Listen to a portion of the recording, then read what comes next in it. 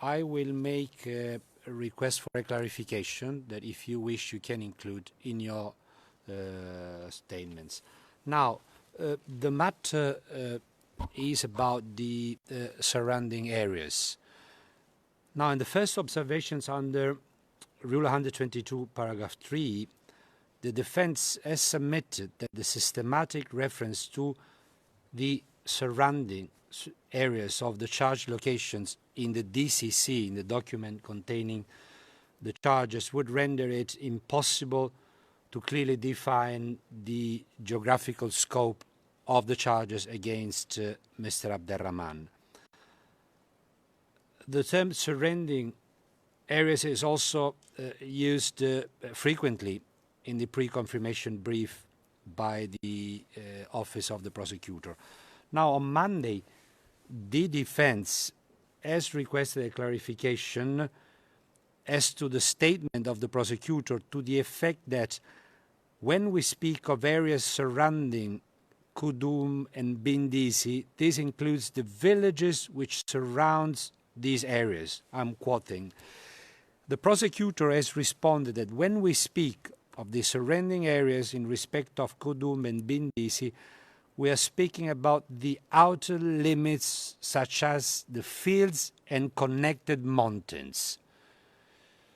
So, Mr. Prosecutor, if you wish so, it could help the chamber and everyone to understand, to hear a clarification on what this term, surrounding areas, mean in the charging documents. So now, the floor is yours for the concluding statement. You have 45 minutes.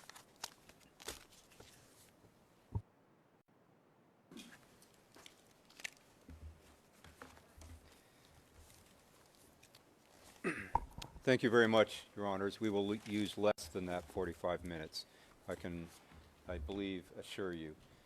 First, Mr. Cameron Chowdhury will go through a brief response to one of the issues raised by the defense, and then I will turn to your question and, and wrap up very briefly. Thank you. Thank you very much. Please, sir.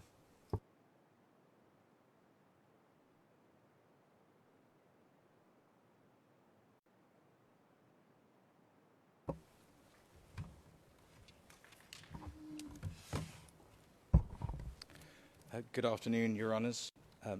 My name is Cameron Chowdhury, as has been stated, and I shall be addressing you on matters that were raised by the defence yesterday. In particular, I shall be addressing you and responding to the claim made by the defence that the court has before it the wrong man, and that Mr. Ali Abdelrahman was never known by the alias Ali Kousheb. Your Honours are aware that the prosecution has already provided written submissions on this issue in filing 224 that was submitted on the 7th of December 2020, as well as in its pre-confirmation brief. As the evidence referred to in those submissions demonstrates, multiple sources establish that Mr. Ali Abdelrahman and Ali Kousheb are the same person. This evidence is provided by persons who knew Mr. Ali Abdelrahman before, during, and after the conflict. It is provided by his victims, as well as members of the armed forces of the government of Sudan who directly observed him during operations. The submissions made by the defence yesterday on this issue only serve to strengthen that evidence, and I shall address Your Honours on that. I shall also address you on the topic that the defence failed to provide an explanation for yesterday, and that is Mr. Ali Abdelrahman's own words and conduct, which show that he himself uses the name Ali Kousheb. But I turn first to the defence submissions that support the prosecution's case. Yesterday, Your Honours heard Defence Counsel accept as true various facts on behalf of Mr. Ali Abdul Rahman. At between pages 64 and 66 of the real-time transcript, submissions made by the defense show that they agree with the prosecution in a number of respects. The defense agrees that Mr. Ali Abdul Rahman was a warrant officer in the Sudanese armed forces. They agree that he was the owner and operator of a pharmacy located in Gazilla. And they agree that he was a member of the Central Reserve Forces in 2005. These facts reinforce and corroborate the evidence provided by prosecution witnesses that are relied on to prove the link between the two names. For example, witness P117 states, and I quote, Ali Muhammad Ali Abdul Rahman had the nickname of Ali Kosheib. He also provides that Mr. Ali Abdul Rahman was a warrant officer in the Sudanese armed forces. Witnesses P112, P769, and P123 all knew Mr. Ali Abdul Rahman by both his legal name and his alias, Ali Kosheib. All three of those witnesses state that the person they knew by both of those names owned and operated a pharmacy located in Gazilla. Witness P769 states, and I quote, Ali Muhammad Ali Abdul Rahman is known as Ali Kosheib. And he provides that Mr. Ali Abdul Rahman was a member of the Central Reserve Forces. Witness P883 says the same thing. Several more witnesses are listed in the prosecution's filing, number 224. The sheer possibility that these witnesses are wrong or that they are speaking about an entirely different person with both names is implausible.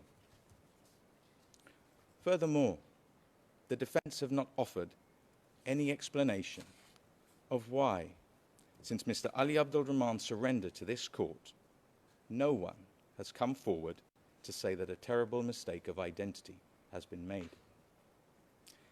That is, not a single one of the victims who the defense have expressed their regret at disappointing have come forward to say that after waiting for justice for 18 years, regrettably, the wrong man is before this court. In addition, not a single member of the government of Sudan has come forward to say that either. I turn now to the next subject, and that is Mr. Ali Abdul Rahman's own words and conduct.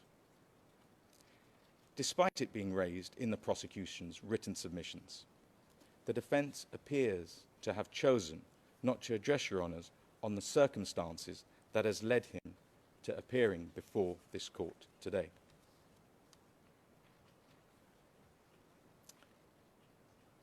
This is not a case in which a suspect was arrested unwillingly.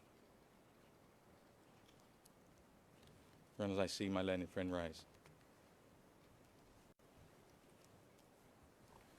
Monsieur le Président, la règle...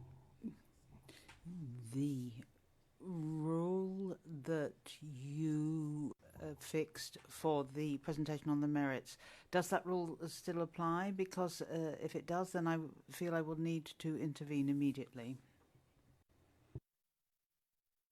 I would tend to believe that the right thing is that you will challenge any when it's your turn to make your final statements. Je vous remercie.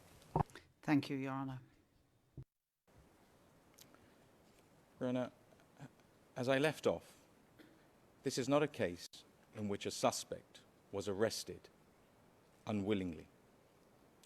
Rather, Mr. Ali Abdul Rahman voluntarily surrendered to this court, and upon an arrest warrant which clearly specified both names.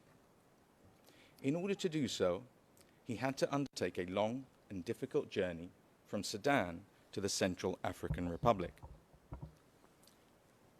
The defense cannot now reasonably claim that the arrest warrant had nothing to do with Mr. Ali Abdul Rahman. Reflection on Mr. Ali Abdul Rahman's conduct during the surrender process itself serves as another basis from which Your Honours may conclude that he accepts that the name Ali Kosheib applies to himself. This is because at no time during the surrender process did he ever refute or take issue with the name Ali Kosheib. This includes when he was arrested and when the arrest warrant was read to him in Arabic by the Central African Republic authorities, or when he interacted with the registry of the court. On the contrary, what the evidence shows is that in arranging his voluntary surrender, Mr. Ali Abdul Rahman expressly used the name Ali Kosheib when speaking about himself. On the 20th of March 2020, several months in advance of his surrender, Mr. Ali Abdul Rahman provided an unsolicited video message to the office of the prosecutor. In the video, he can be heard to introduce himself in Arabic by both his legal name as well as the alias Ali Kosheib. The defense provides no explanation for this. I shall play you the video, and that's at ERN DAR OTP 02160119. Your Honours will be able to note from the video that at the start, Mr. Ali Abdul Rahman says in Arabic the following: Bismillah ar-Rahman ar-Rahim. Ana Ali Muhammad Ali Abd al-Rahman al-Mulakkab Kosheib. In the name of Allah, the Lord of mercy, the giver of mercy. I am Ali Muhammad Ali Abd al-Rahman, and my nickname is Kosheib. I shall now play the video, and if I could just ask your assistants to see whether they're ready.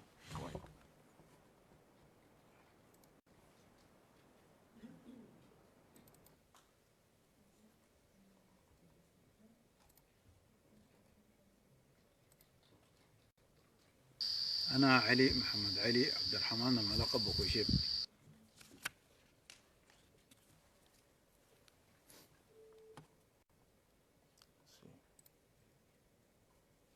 We could hear it, but بسم الله الرحمن الرحيم.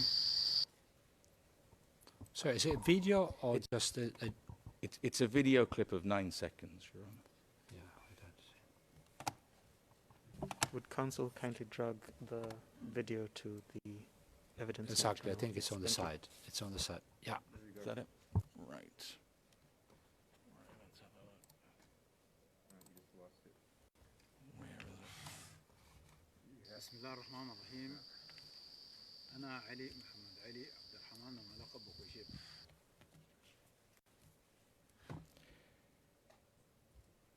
Your Honours, Mr. Ali Abdul Rahman's words and conduct, and his express use of the name Ali Kosheib when speaking about himself, renders the claims that he makes now unreasonable. I conclude by briefly addressing you on the defence submissions that were raised yesterday and that relate to discrepancies in some of the evidence. Much was said yesterday in relation to discrepancies with respect to dates, Mr. Ali Abdul Rahman's age, his date of birth, or his progression through the Sudanese armed forces. But such discrepancies fail to undermine the multiple sources of evidence that have been put forward and which establish that Mr. Ali Abdul Rahman and Ali Kosheib are the same person. The prosecution submits that these discrepancies that the defence raised are neither problematic, they are not uncommon, nor are they unusual in trials that come before this court and which involve conflicts that may span several years. It is understood that evidence, as is the case in this instance, may be obtained several years after the events. Record keeping may not be precise. There is also a cultural dynamic. Dates and reference points differ amongst different communities. The defence itself acknowledged as much when it made in its submissions yesterday and accepted that Mr. Ali Abdul Rahman's date of birth varied amongst documents it relied on. Mr. President, Your Honours, the court has the right person before it. This matter should proceed to trial, where Mr. Ali Abdul Rahman will have the opportunity to confront the many witnesses that say they know him by both names. This concludes my presentation. Thank you very much, sir. Mr. Nichols.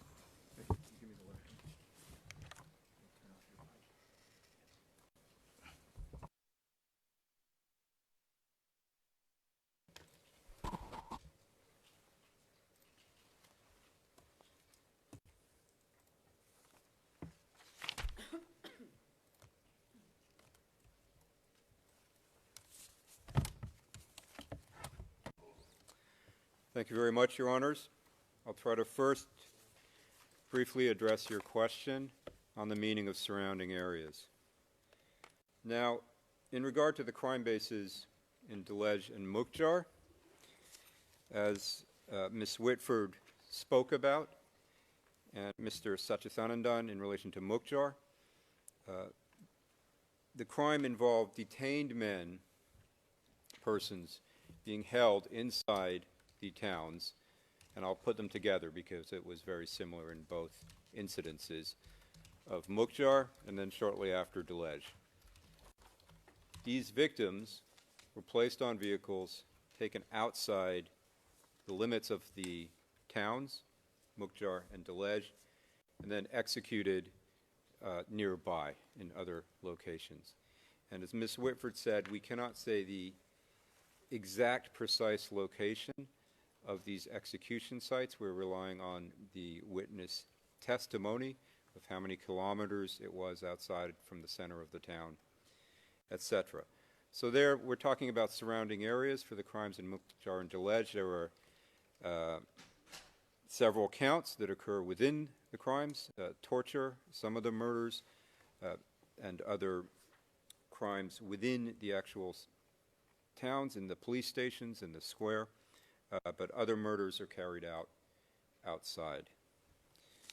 In relation to Bindisi and Kadum in August 2003, this was one attack between about 15 and 16 August 2003, one course of conduct that we tried to make clear in the pre-confirmation brief and in our presentation. And now in the DCC, in the document containing the charges, in paragraph 5, we specify that other towns which were attacked at or around the same time are not charged.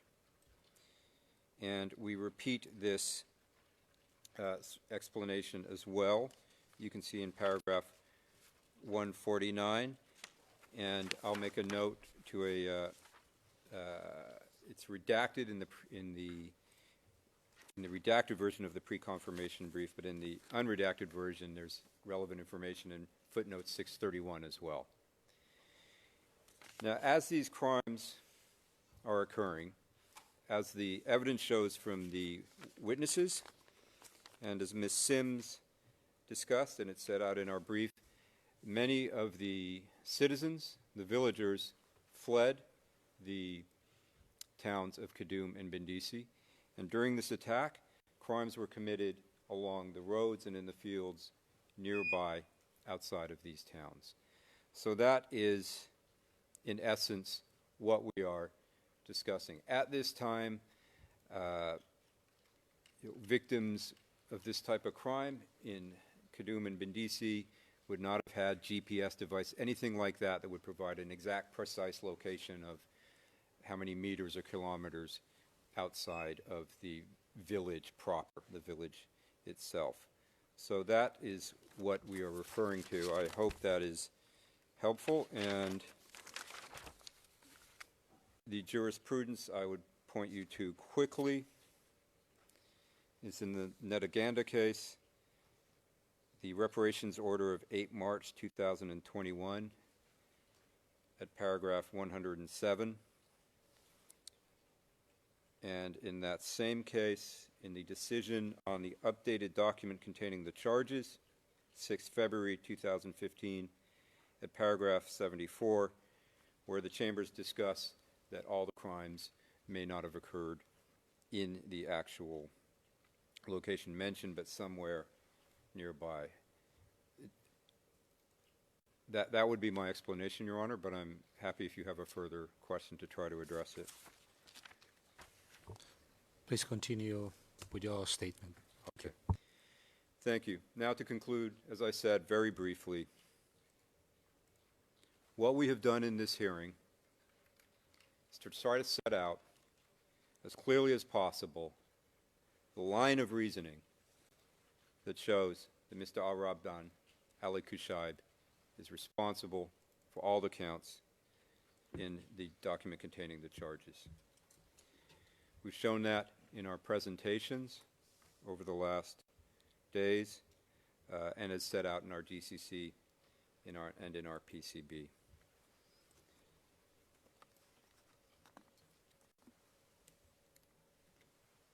Nothing we've heard from the defense, nothing changes the fact that we have met the substantial grounds standard. The name issue, Cameron Chowdhury has discussed, and the defense there seems to be, well, it's not me, but if it is me, I'm relying on an expert report that was deliberately designed to focus on a hypothetical conflict in a hypothetical country or region with hypothetical combatants, a hypothetical defendant with a hypothetical training level. And there was the purposeful decision not to provide the military expert with information surrounding this case. So all of the issues, I would say, Your Honors, raised by the defense point to one thing, that it's time for a trial on this case. These are all potential defenses we have heard which can be raised at trial. The confirmation standard is met, should have a trial to sort out all of these issues, and there can be cross-examination on whether there are earrings and all of these matters.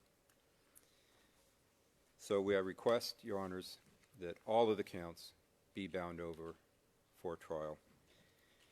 And just finally, I'll respond to one point raised by the various representatives for the victims, because you've raised it. We will 100% continue to investigate. We are guided by the evidence and the law and our burdens that we must meet. And when and if we meet those burdens that will sustain additional charges, we will present them to the chamber, and it will be up to the chamber to decide. Thank you, Your Honors.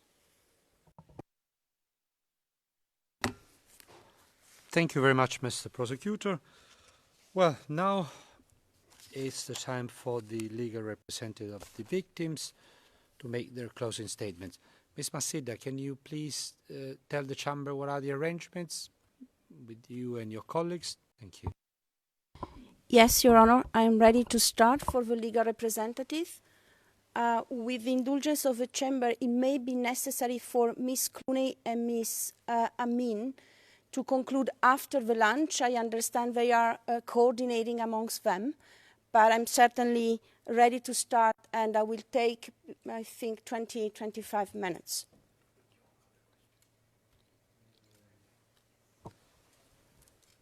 Okay, well, you know, you've been given 1 hour. The thing is that I could accept the request of the two other legal representative victims, provided that they will not exceed the time, because then we need to give 45 minutes to the defense. And of course, I will not curtail I see my colleague nodding. the time of the defense. Yes, Your Honour, I'm very grateful for your indulgence, and I can confirm that we won't exceed, between the two of us, the half an hour that I believe we have allocated for the legal representatives. Then, Ms. Masida, please, the floor is yours. Thank you very much, Your Honour, much obliged. Mr. President, Your Honours, I have few remarks following the defense presentation. As explained in our opening statements, victims have waited for justice for almost 20 years, and they are following these proceedings. As you can imagine, the main line of arguments developed by the defense yesterday was particularly unacceptable for victims, and they have asked me to convey the following views and concerns. First, on the fact that Mr. Abdallah Rahman is not Ali Koushib.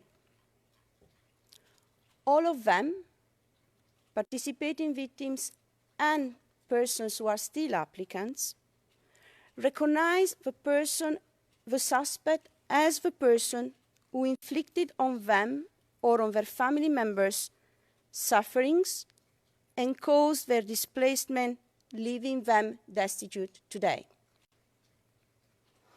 I aver, Mr. President, Your Honours, that this identification by victims is not to be regarded as evidence. But can such a large number of people really be mistaken? But to what is more, victims insist on the following issues. On the Koushib nickname. According to defense counsel, it took a lot of efforts to find the sense of the meaning of the nickname Koushib, and eventually reach the conclusion that it has something to do with alcohol. Now, Your Honours, the victims we represent are all Darfurians. They know their language. So maybe the defense should know that Koushib has indeed two meanings. One, alcohol, only in West Darfur. Not really popular nickname, but referring to a tough fighter in a much more accepted meaning. Finally, on this point, Your Honours, I incidentally note that Mr. Abdallah Rahman himself acknowledged it is his nickname in the video, which was just shown by the prosecution 15 minutes ago. Second aspect, on the discrepancies regarding the year of birth of the suspect. Age in Darfur is not significant at all. It is based on an estimation, as also recognized by the defense on Thursday and also this morning. Actually, Your Honour, if you lose your birth certificate, the authorities of the Ministry of Health will issue you another one, likely to contain a different year, because they will just estimate your age, as there is no database recording these kinds of data. Or at least there was no database at least very recently. So, Your Honour, your date of birth will likely to be the 1st of January in any event. And on this point, I assure Your Honours, you have certainly noted in reviewing the application forms of participating victims that practically all are born on 1st of January in a certain year. Third point that the victims would like this chamber to hear. On the ethnic composition of the Janjaweed militia. Abdallah Rahman as acknowledged by the defense, is from Taisha ethnicity. The Taisha are Arabs, although of darker skin color. But this is not really so important, since in any event, people from non-Arab ethnic groups also joined the Janjaweed for financial purposes, contrary to Ms. Flint's study as read by the defense yesterday. Indeed, as already explained yesterday during my opening statements, the wealth of the Darfuri people is not based on salary, but on cattle sites. And whatever the salary of Mr. Abdallah Rahman was, as repeated several times by the defense in its presentation, thanks to the pillages, he was a very wealthy man.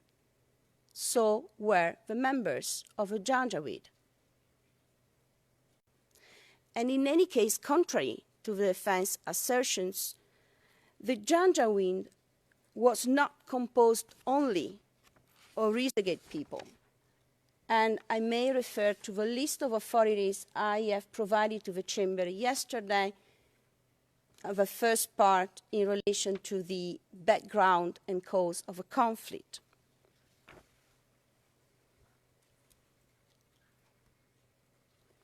On the fact that contrary to other Janjaweed leaders, Abdallah Rahman has no social, political, or economic situation. The victims insist on the fact that MET, to whom the defense compared Mr. Abdallah Rahman yesterday, I'm referring to the Janjaweed leader, now number 2 in the transitional government. So the fact that MET had no military training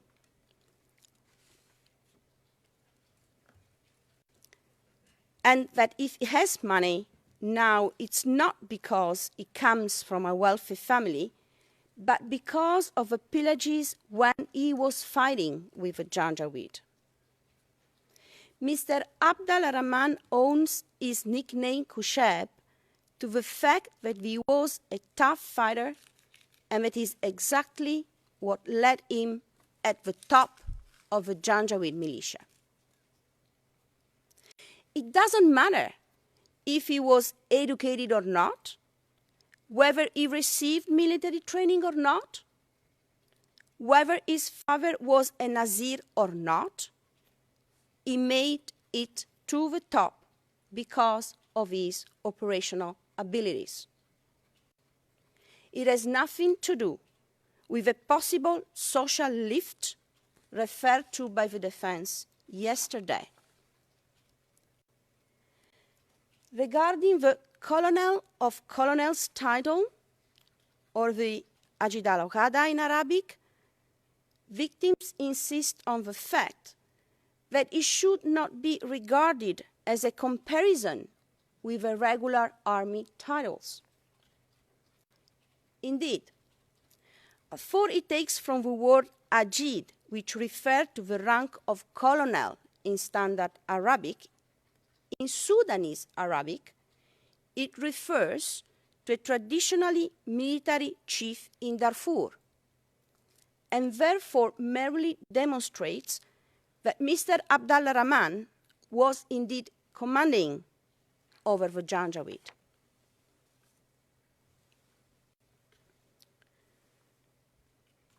Second issue that I would like to address, Your Honor, is the legal arguments of the defense presented this morning in relation to the knowledge of the attack under Article 7 of the statute and knowledge of the conflict under Article 8 of the statute.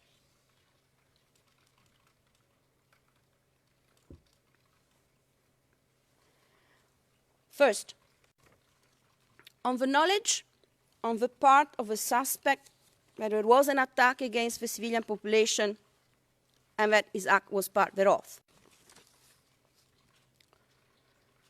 The determination of the elements comprising the mens rea of crimes against humanity has proved particularly difficult and controversial.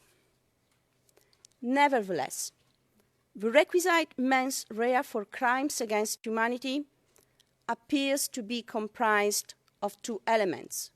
One, the intent to commit the underlying offense, combined with, two, knowledge of a broader context in which that offense occurs.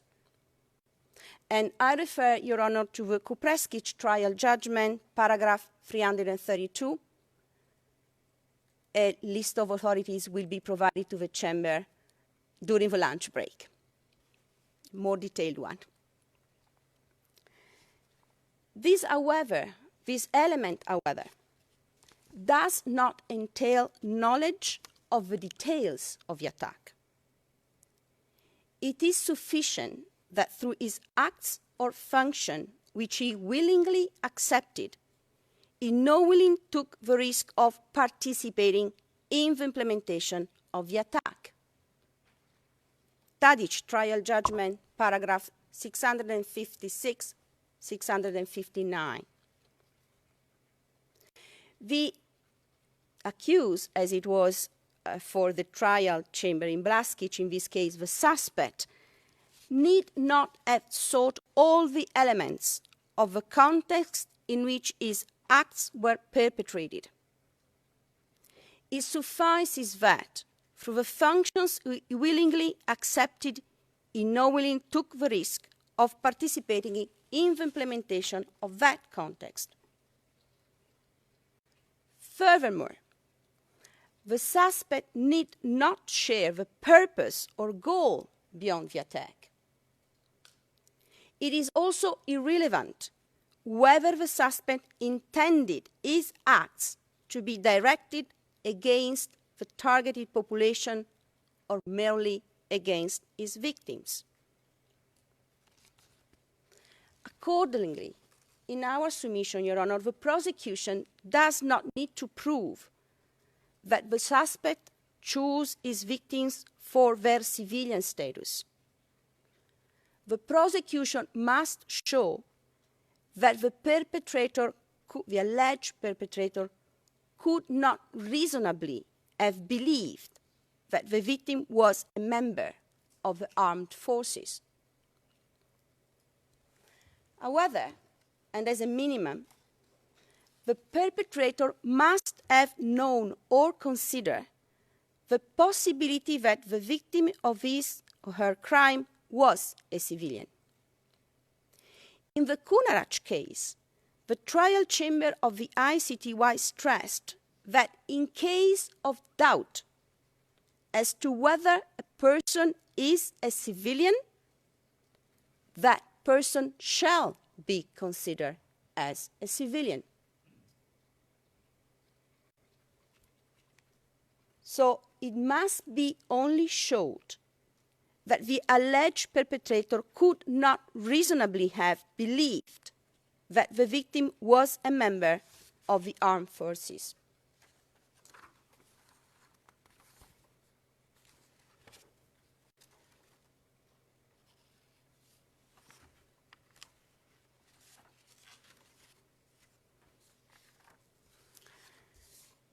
Given that the members of the respective forces on the ground were acting in a concerted manner, it suffices that the pre-trial chamber finds substantial grounds to believe that either the principal perpetrators or the ones on the ground at whose behest they were acting, meaning who were commanding them during the operation, were aware that their acts comprised part of a larger attack against the Fur population in the region. Therefore, we submit that the defense argument in this regard should be dismissed. On this first point, it is our submission that there is no reasonable possibility that Mr. Abdallah Rahman could not have known about the situation of the full civilian population in those areas. There is sufficient evidence to establish substantial grounds to believe that the suspect willfully pursued the goals of the attack against the first civilian population in the areas, and therefore also knew that his acts fit into the pattern of the attack.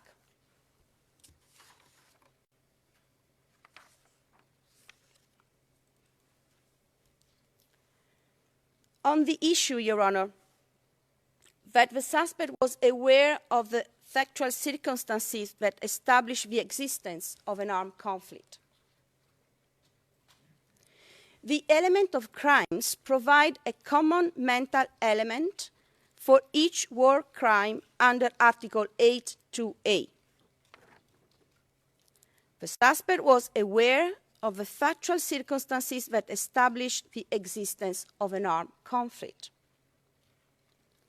This element is supplemented by the following interpretative clarification as to the mental element included in the introduction to the war crime section of the Elements of Crimes text. In particular, there is no requirement for a legal evaluation by the alleged perpetrator as to the existence of an armed conflict or its characterization. In that context, there is no requirement for awareness by the alleged perpetrator of the facts that established the character of a conflict as international or non-international. There is only a requirement for the awareness of the factual circumstances that established the existence of an armed conflict that is implicit in the terms took place in the context of and was associated with. Therefore, the pre-trial chamber in Katanga and Chui stated, same decision which was, I think, also recalled this morning by the defense, I quote, "The war crime of willful killing provided for in Article A2A Roman 1 of the statute also requires that the perpetrator is aware of the factual circumstances that establish that protected status of the victims. Thus, this is an important part, it is not necessary for the perpetrator to have made the necessary value judgment to conclude that the victim did in fact have protected status under any of 1949 Geneva Conventions. Is the Katanga and Chui confirmation of charges decision, paragraph 305. Mr. President, Your Honors, there is sufficient رئيس حضرات القضاة، هناك أدلة كافية للتوصل إلى وجود أسباب جوهرية للاعتقاد بأن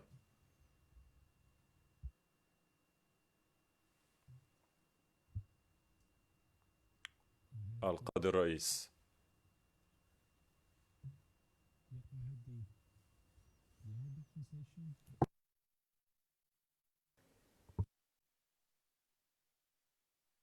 Your Honors, the error is fixed now. Thank you. Please continue.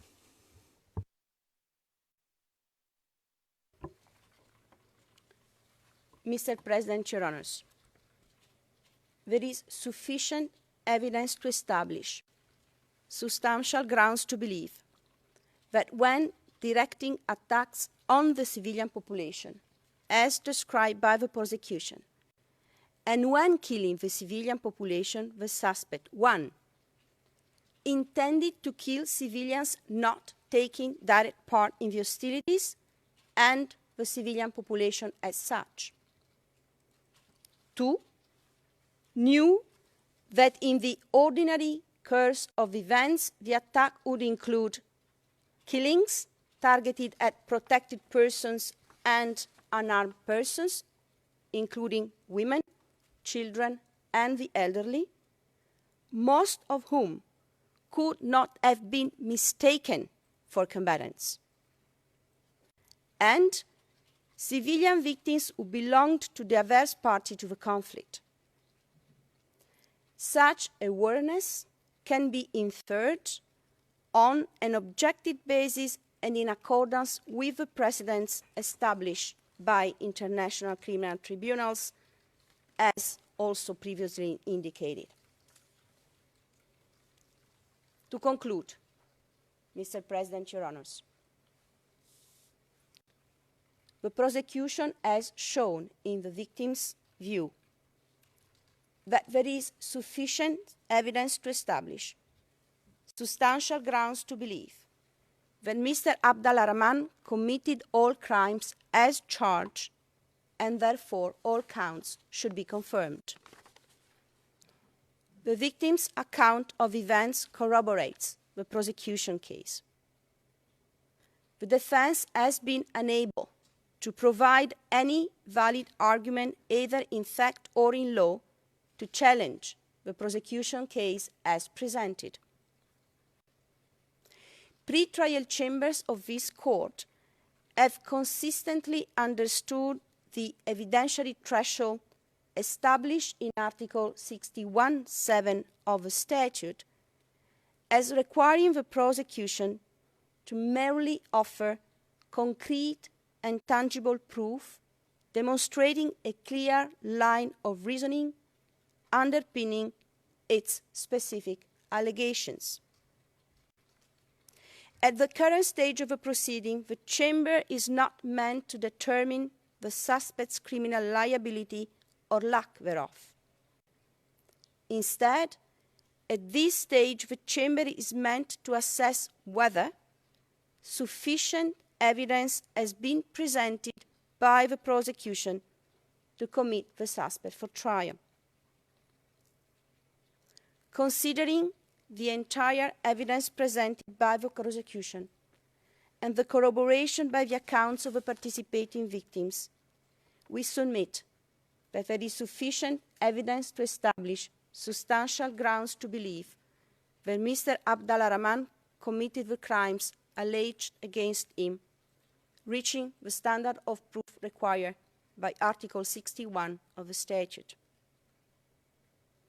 Victims therefore request the Chamber to confirm all charges brought against Mr. Abdallah Rahman and to commit him for trial. Thank you, Your Honour. Thank you very much.